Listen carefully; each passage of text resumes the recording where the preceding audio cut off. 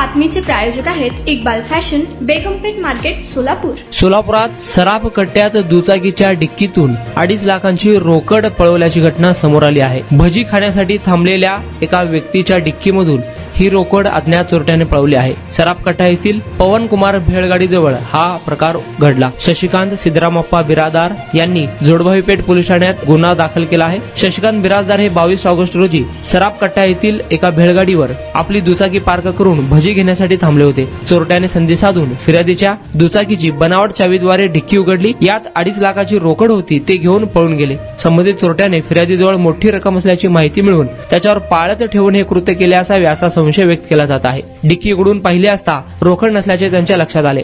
त्यांनी जोडभावीपेठ पोलीस ठाण्यात फिर्याद दिली आहे. अधिक तपास सहाय्यक पोलीस निरीक्षक जगताप हे करत आहे. तुम्हाला पाहिजे एक उत्तम विवाह कलेक्शनचा अनुभव? सोलापूरमध्ये एकाच ठिकाणी सर्व काही मिळायला हवंय.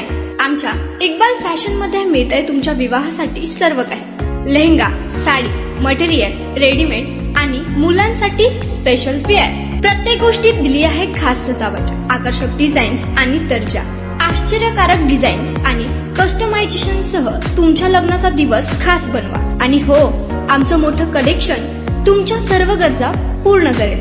आकर्षक रंग आणि स्टायलिश डिझाईन्स फक्त इक्बाल फॅशन मध्ये.